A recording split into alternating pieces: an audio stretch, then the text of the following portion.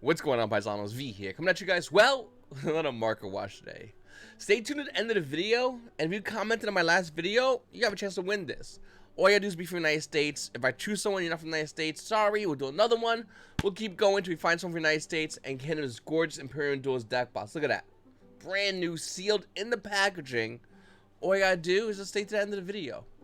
But let's talk about the market, because a lot of things are happening right now and the prices are moving crazily for a lot of cards. We're in national season, and don't get me wrong, we're waiting for a ban. This could happen any day now. It could happen as you're watching this video. It might not even happen at all. It's just a perceived ban list.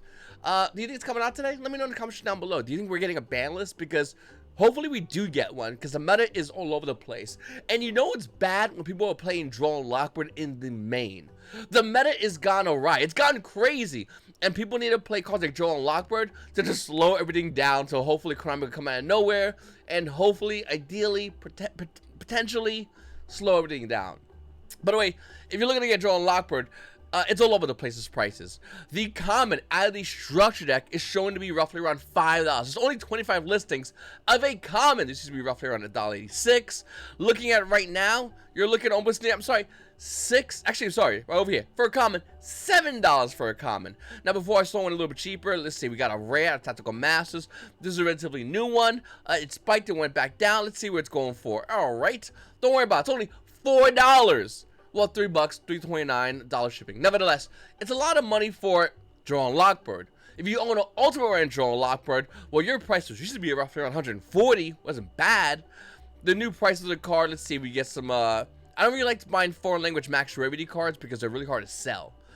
It's roughly around $180. By the way, after that one has been sold, they go for about $210 to $220 a copy for Ultimate Rare draw and lockboard.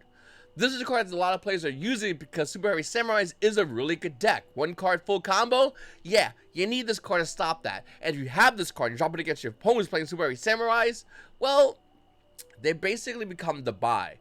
And Super Heavy Samurais can't really play cards to stop draw and lockboard, ideally. Like, you can't run cross-out designated. I mean, you can, but not really.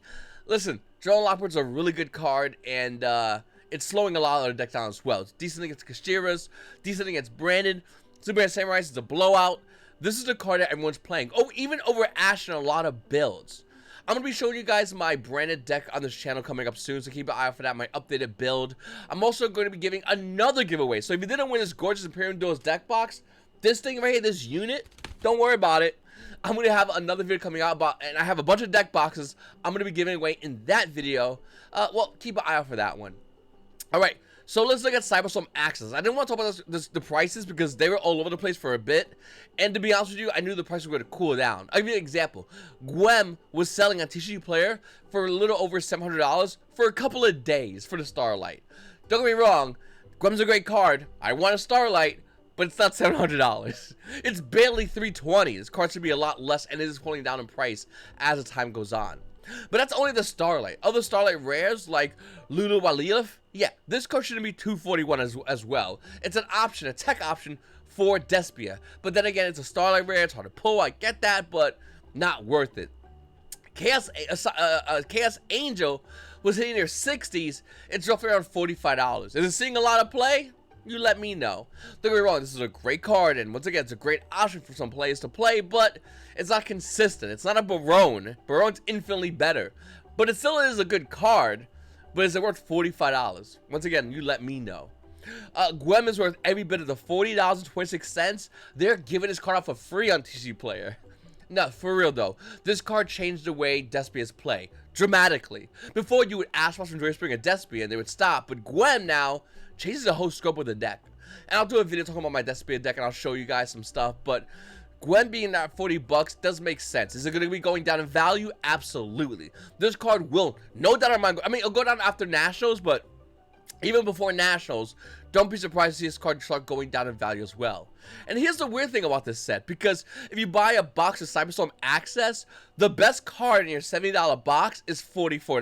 Don't get me wrong, if you get the $45 card, and the $40 card, it's $84, and we'll say a $70 box, so profit? Not really. In my opinion, Cyberstorm Access really hasn't really shown us value as far as cards. It just hasn't done it. And that's only if you get the 2 best secret rares. You get a box of Cyberstorm Axes, and you pulled 2 of the Gold Pride, Better Luck Next Time, they ain't lying by the way, and Peaceful Planet Calarium. Congratulations, you went under the value of what you pulled. Even if you look at other cards like Albion and Sanctifier Dragon, which should be around 40 bucks, the card's $13. What I'm trying to say is, the best market to get involved in is a singles market. If you can't get involved in the pre-sale market, the singles market is where you're going to be able to go ahead and get the cards for the best price. But you're going to have to wait a little bit, okay? Just wait a little bit, and then you get these cards for dirt cheap prices. Now, once again, am I saying Cyberstorm Axis is a terrible set? No, it has a lot of great cards, and it does have a lot of potential, but it's just not being seen right now. For the value, it's a bit of a joke.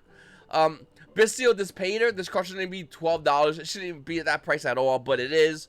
At the moment, can these prices change? Absolutely. Maybe there is a hidden gem in this set.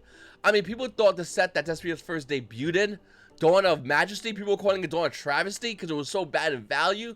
But the set would be becoming a banger for value later on down the line. And there's always a chance Cyberstorm Axis can be like that.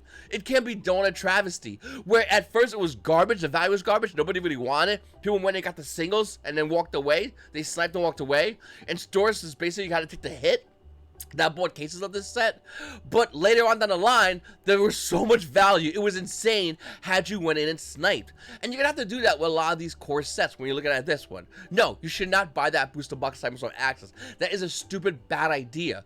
Take your 70 bucks and buy the cards that, like, Albion if you want to buy it. Buy your Firewall Defensor. I mean, the card's only $13.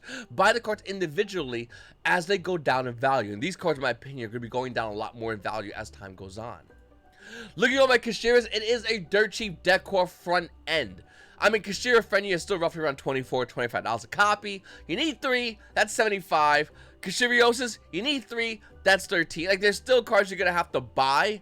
And there's one Kashira card I'm missing, the field spell, whatever. But, like, there's still, like, cards you're going to have to buy. But Kashira's is infinitely cheaper than it was previously. And if you want to play competitive Yu-Gi-Oh!, hell, you could buy a tier 1 deck for under 200 bucks, roughly. That's not including adding cards like Pot of Extravagance, which definitely ups the value of the deck core. Which, if you do need, yeah, it's going to cost you more if you don't have that card already. But still, nevertheless, it's not a bad price point from where Kashira's used to be. It's still a broken deck, by the way. Then we have Super Heavy Samurai. So this is the blowout deck coming out of Cyberstorm Axis. This is a great deck, and for the most part, once again, not too expensive if you already have the hand traps. I always ask everybody, do you own hand traps, and do you have all of them? Why not? I mean, you get 2 to 3 of some hand traps and just hold on to them because they're probably still going to see play. Infinite Permanence, Ask to Enjoy Spring, Ghost Ogre, Drone Lockbird. These are hand traps in which came in and out of our meta. Right now, Drone Lockbird's in, but there's going to be a time where it's out. Ghost Ogre is kind of in, but not really. But there might be a time where it's in and the value spikes insanely high. So, once again, do you have your copies of the hand traps? Other than that, well, Super Heavy Samurai is a crazy combo deck. And it utilizes cards like Barone really well. Now, don't get me wrong, I do think Super Heavy Samurai is a great deck, but is it the deck you should be playing? I don't know. Let me know in the comments down below if you are playing this deck, and how do you like it? Is it good enough of a deck? Purely's is pure expensive. Now, we all know this is going to be a good deck, and more than likely, if it balances in like the OCG, which normally not, but it kind of is, there's a chance that this might be the best deck in the game. With that said, people are just going to play cards to beat Purely's, and I don't think they're going to be as good here in the TCG as they are currently in the OCG.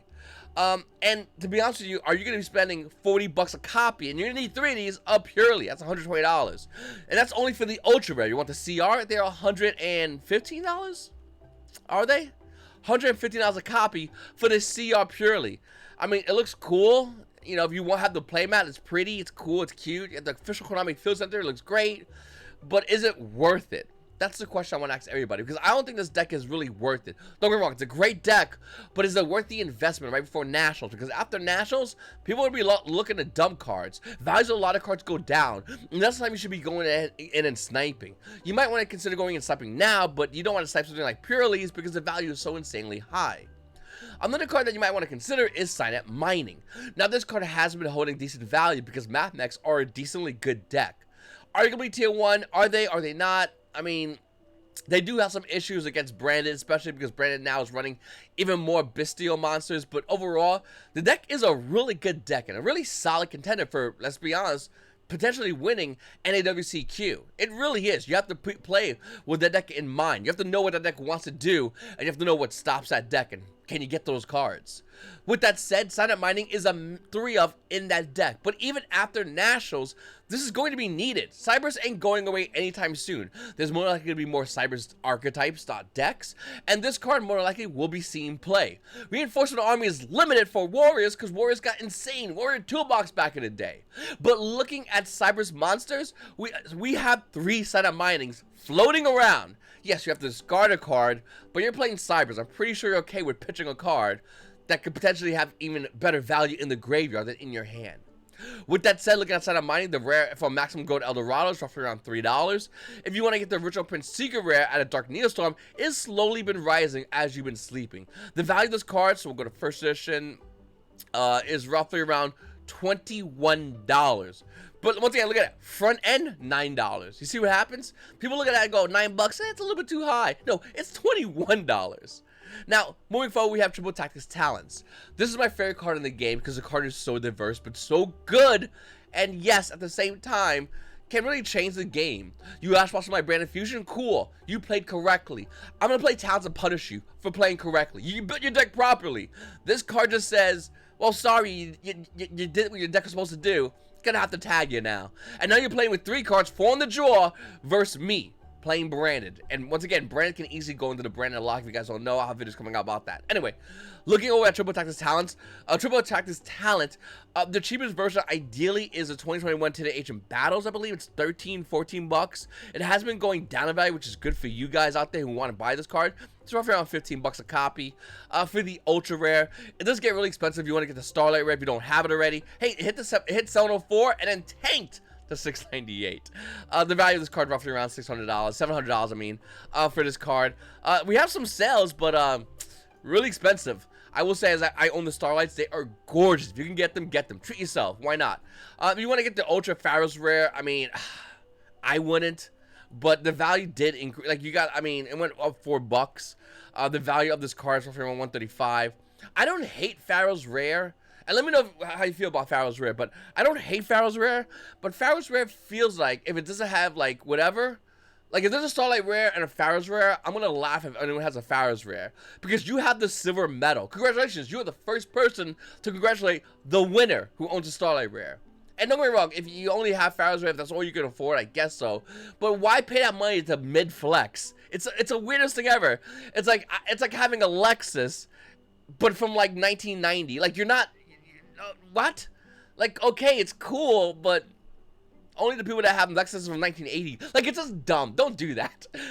Nevertheless, the card does look good, I guess. I don't know. I like Goldstark Pharaoh's Rare, but, like, Talents Pharaoh's Rare, don't do it. All right. Drytron is an insanely cheap deck core. I keep telling everybody, keep an eye out for Drytrons, because people don't respect this deck at all. But this deck auto wins against so many matchups. It's kind of wild how good Drytrons are. The most expensive card in Drytrons for the core is Drytron Nova. Now, it's not really $7, no shot. The card's actually roughly around $14 a copy. But that's the most expensive card in Drytrons. After that, you can get a Medion Drytron. You're going to need about 2 of those. That one's roughly, I think it's like 10, isn't it? It's like $10, yeah, for Medion Drytron. You should get 2 of them. People can play 1, but really 2. After that, everything is literally under $1. Drytrons are insanely good deck. I'm gonna say it over and over again because everyone keeps hearing me and they go, sure, V, whatever. No, for real. Like, okay, POV, you're against Super Heavy Samurais. You do Drytron full combo, okay? Then you put Vanny's Ruler. If anyone doesn't know, let's go with Vanny's Ruler. If you heard it already, whatever. This is insane hardcore tech, by the way. This is mind-breaking tech. You put this motherfucker on the board. You look at your opponent and you say, we can go to game 2, or I can watch you pretend like you could do something. I'm enjoyed by any version of this, any outcome. And then game 2, you break their board. You put this guy back on the board, and you look at me and go, fucking hope you drew it. Like, this card's insane. And this card can easily be brought out. It can easily be searched in Drytron. Easily. Along with the rest of the full combo. Some builds don't even play this card because they played the multiple negation. Like, there's so many things you can do with Drytrons. And it's just crazy to me that players still don't respect this deck when they go into a Yu-Gi-Oh event. They don't have anything in mind against this deck. You're going to need to. I'm not saying Trons is the best deck in the game, but I am saying this deck, which let's call it Rogue, can slit your throat while you're sleeping and get a free win. Are you handing out free wins at Yu-Gi-Oh events? Are you getting ready to hand out free wins at your locals, regionals, NWCQ, YCS? When you play against a guy that's playing this and you don't, and you're just not ready for it, you are the buy. Do you want to be that? You let me know. Looking over at Bystials though, there's two different variations of Bystials. There's the branded player, shredded out of their mind, Rip Giga Chads, playing this deck, just absolutely just smoking locals, farming them, some might say. With one Bystial Abelion, I don't think they play two. Some playing Magnum on the side with a Druid's Worm, one main Saranir, and they're just gooch, okay? They're not playing Dispater. I don't know why this card's $12. It's relatively new, I guess, but it should not be $12. But for the most part, that's what they're doing. And then there's the Dragon players. There's also a control build. It's not bad, but the Dragon version of the Dragon Bystial build just sounds insane. And if you're playing Mathmex, that is literally nails on a chalkboard to you. If you're playing Mathmex and your opponent is playing Dragon Link Bystials, bro, you better hope that kid just like goes into a coma as you're playing mid-game, because that's the only chance you're gonna have to beat that kid. Like, that kid is ready to fuck you up. He's waiting to play against you. He literally came to that Logos going, please find me a Mathmech kid. But is Mathmex a bad deck? No. Mathmex are looking to play against other people and do the same exact thing. It's kind of cool. Anyway, I imagine like a weird Locos where everyone's just looking to murder everybody, but like Yu-Gi-Oh. Okay, listen, Bystial Abelion is really expensive, and to be honest with you, if you own more than one, well, then you're looking to play the Dragon Link build of Bystials. But if you're like me, I own 3 currently, but I play branded. You don't really need 3. And to be honest with you, I'm probably going to be selling my 2 Labellion soon, because it's more than likely going to be getting a reprint in the Megaton. There's no use holding one. There's no use holding 3 of them if you're playing branded. That's what I'm trying to get at here. It's a long explanation. I do apologize, but no, I'm joking. I don't care. Okay, listen. Looking over at the Legendary Collection 25th edition, the quarter century rares, these are bootleg versions of Starlights. I didn't say that was a bad thing. I didn't say it was a good thing. That's what they are, okay? With that said, I own that Dark Magician right there. I own that. That looks amazing in my deck. Oh, V, I have the Adidas shoe version of Dark Magician because I overpaid for ugly shoes. Or, oh, V, I own a DDS version of Dark Magician because I overpaid for a card, which, hey, don't get me wrong, they both look really nice, like those promos. They look insane. I paid $10 and I got what looks to be a Starlight rare, but don't look at it too close because it's a $10 fucking rare. But with that said, I don't think everyone cracked open Legendary Collection 25th Anniversary Editions. In fact, I would only have to guess that no one's really opening a set besides collectors. Now, we're going to see a quick spike in price, which we did when it first debuted, and then the prices are slowly going to be going down as time goes on. The reason why it's going to do that is because nobody's going to be pumping money into buying this, cracking it, opening it, sorting it, and then selling the extra copies. So those on here is pretty much on here. And there's a lot of listings. Look at Blue Eyes Dragons, 108 copies. Look at Rot, 80 copies. Dark Magician, 94 copies. It's going to be a while before these are going to be worth money. With that said, these are going to be worth money. No doubt in my mind. Okay? Konami didn't come out and release a Starlight version of Blue Eyes Dragon. They didn't come out and release a Starlight version of Dark Magician. If they do, these cards are a joke. But they didn't. They didn't. Okay? They haven't done that. They didn't release copies, Starlight rare versions of the unplayable versions of the God cards. They really haven't done that. So why am I showing you this? Is because in the future, players are going to want the most nicest version of a card. Now, they're going to want it on 2 fronts for collectors. Number 1, they want the best version. So if the best version of the card is a super rare, yeah, they're probably arguably going to want that. But 2, they're going to want the one that's more aesthetically pleasing. I'll give you a great example about this.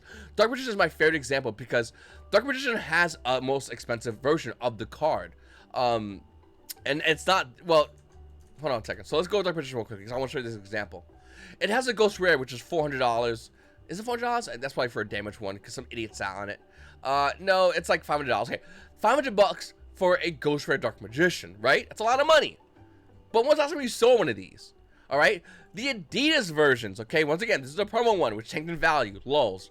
It's still worth a lot of money, by the way. It's like $210 for Adidas version of Dark Magician. It's basically a bootleg version of the DDS version. The DDS is like the best version, but it's super close. Anyway, that version over here is, hold on one second.